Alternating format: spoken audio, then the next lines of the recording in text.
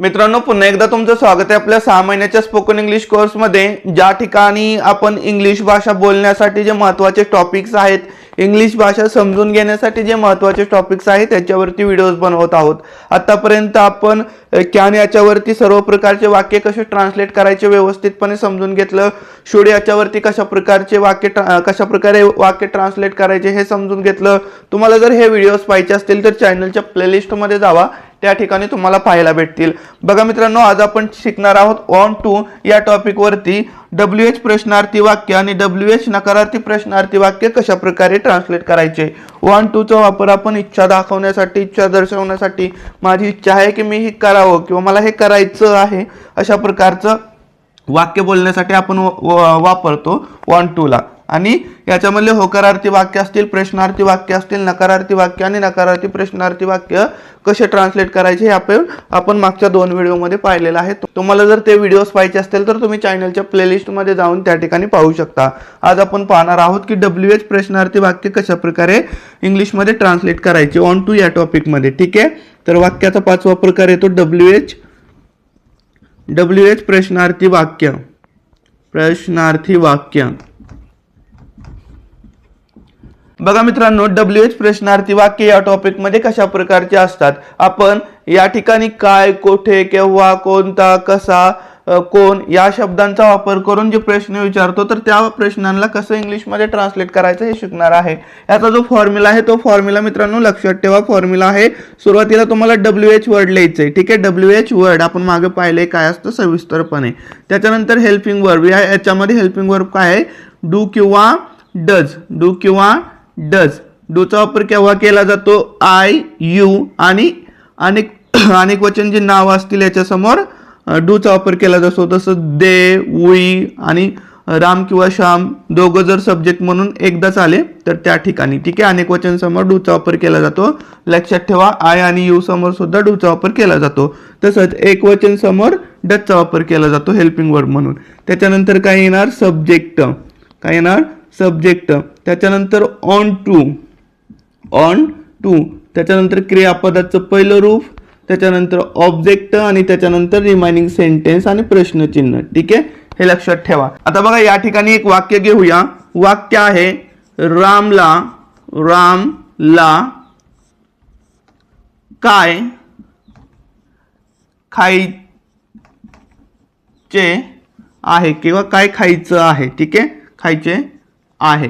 रामला काय खायचं आहे, खायचे आहे असं बोलतो आपण। ठीक आहे, तर बघा हे च आहे म्हणजे यात 1 2 मधलंच हे वाक्य आहे आणि याला ट्रान्सलेट करताना सुरुवातीला तुम्हाला WH वर्ड लिहायचंय। आता या ठिकाणी WH काय आहे, काय म्हणजेच काय, ऑट ही लिहिलं तुम्ही।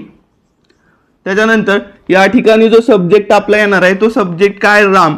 म्हणजे राम साठी तुम्ही हेल्पिंग वर्ब कुठलं घेणार आहे, डू का डज। तर आपण काय सांगतो की नाव एकवचन असेल, सब्जेक्ट एकवचन असेल तर तुम्ही काय करणार, डजचा वापर करणार। ठीक आहे, ऑट, डज। त्याच्यानंतर सब्जेक्ट कोण आहे, राम।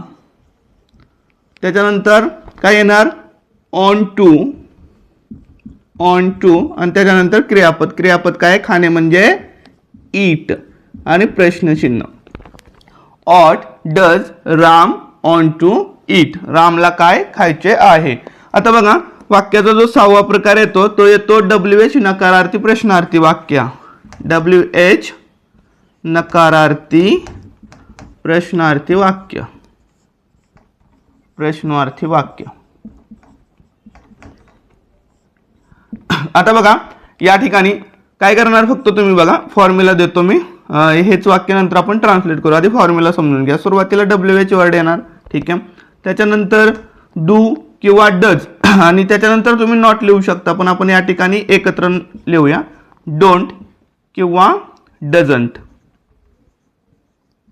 ठीक आहे, बघा WH वर्ड सुरुवातीला लिहिलं, त्याच्यानंतर डोंट किंवा डझंट, त्याच्यानंतर सब्जेक्ट, त्याच्यानंतर ऑन टू, त्याच्यानंतर क्रियापदाचं पहिलं रूप, ऑब्जेक्ट आणि रिमाइनिंग सेंटेन्स जे असेल ते लिहायचं, नाही तर सोडून द्यायचं। ठीक आहे, हे बघा या ठिकाणी वाक्य कसं होणार, हेच वाक्य घेऊया आपण। रामला काय खायचे नाही, खायचं नाही, खायचं नाही, नाही. ठीक आहे, या ठिकाणी पण याच टॉपिकमधलं वाक्य आहे आणि WH शब्दाचा वापर करून प्रश्न विचारलेला आहे. WH शब्द काय काय म्हणजे त्या ठिकाणी काय लिहिणार तुम्ही ऑट, त्याच्यानंतर डज डझंट येणार. ठीक आहे, ऑट डझंट, राम, त्याच्यानंतर ऑन टू आणि इट आणि प्रश्नचिन्ह.